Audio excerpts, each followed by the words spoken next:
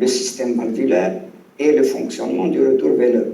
Je vais faire quelques schémas parce que ça nous intéresse. Nous, gynécologues obstétriciens, on a l'avantage de travailler sur ces vaisseaux.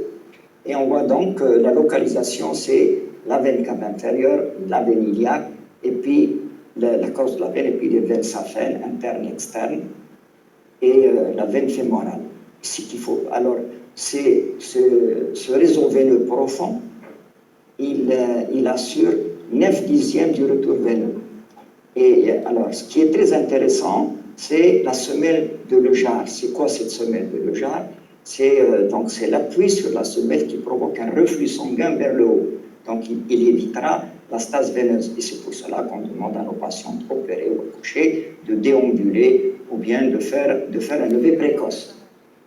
Voilà. Et on a le réseau superficiel, les veines saphènes internes et externes, qui ne sont pas importants, qui assurent à peine le 1/10 du retour veineux.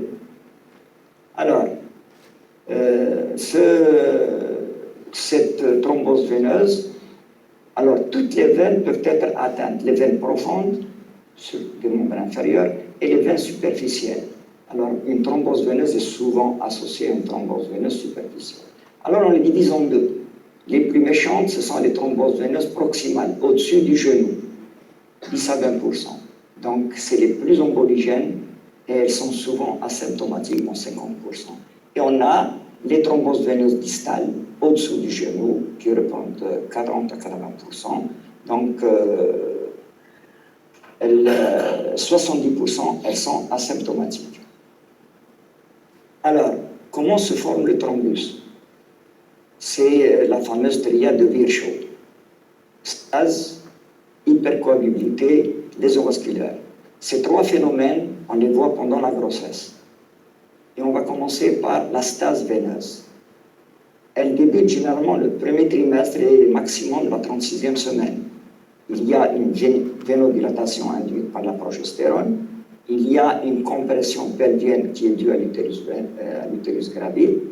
Et puis il y a une compression aussi pulsative de la veine iliaque gauche par l'artère iliaque droite et aussi par l'utérus gravide. Donc, ces trois phénomènes entraînent 20% des événements thromboemboliques et surtout à gauche.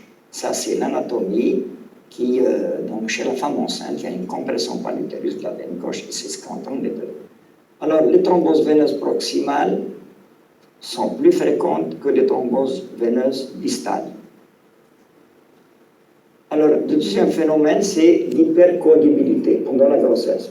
On le sait que pendant la grossesse, il y a une diminution de densité